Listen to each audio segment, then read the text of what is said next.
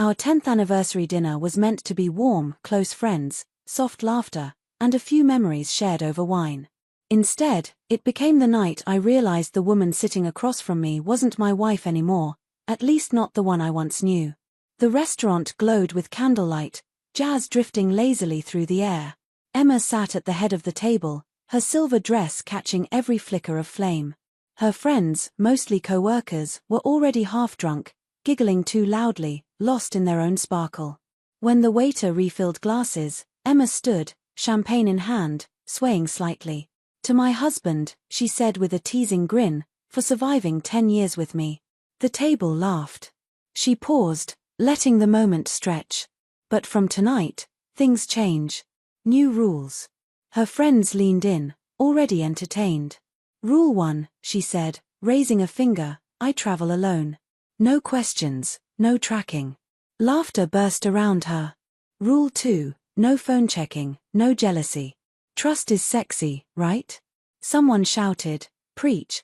Another added, "That's how you keep him in line." I smiled faintly, though my insides knotted. She was performing, turning our private wounds into punchlines. Her friends found it hilarious. Mine didn't. Emma lifted her glass again. "And rule 3, intimacy happens when I say so. No more surprise hugs or needy mornings. Keep a man hungry, that's the secret." This time, even the waiter froze mid-step.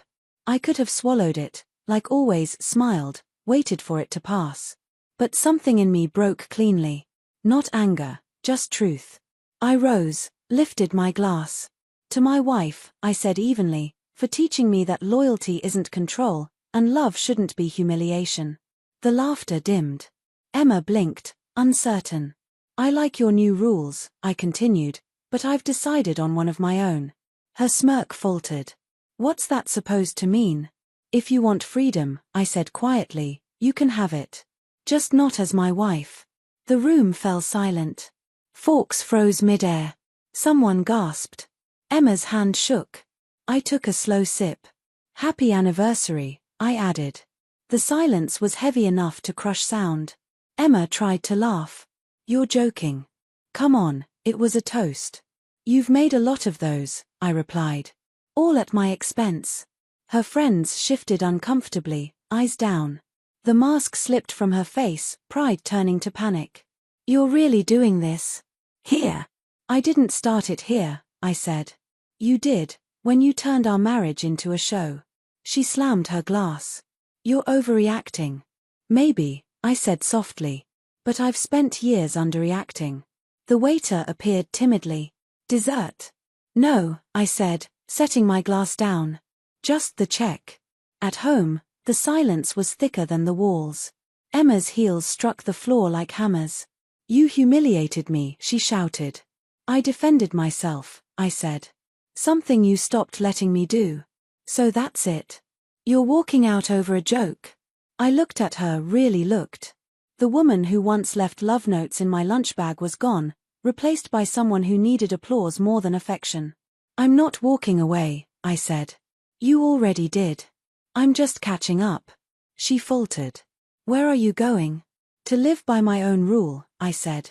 "One that doesn't include being your punchline." That night I checked into a small motel outside town.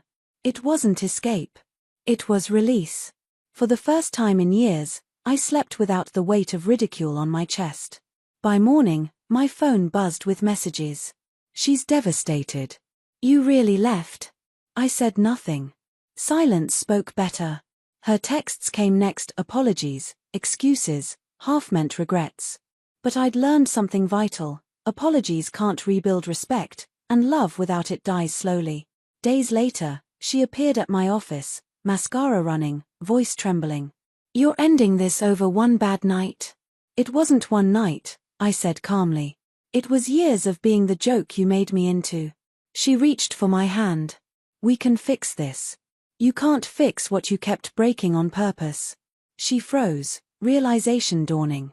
"I didn't think you'd ever stand up to me." "That was the problem," I said. "You got too used to me staying quiet." A month later, the divorce was done. She tried to fight, but even her lawyer, one of the men who laughed that night, told her to settle. I heard she stopped going out, deleted her socials, maybe out of guilt. As for me, I started over, smaller place, quieter life, no audience. Just peace. And sometimes, when I think about that night, I remember saying, if you want freedom, you can have it. Just not as my wife. And every time, I still feel nothing but peace.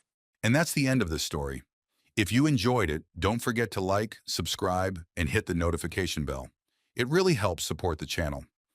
Leave a comment below with the kind of story you'd like to hear next. Your ideas motivate me to create more amazing stories just for you.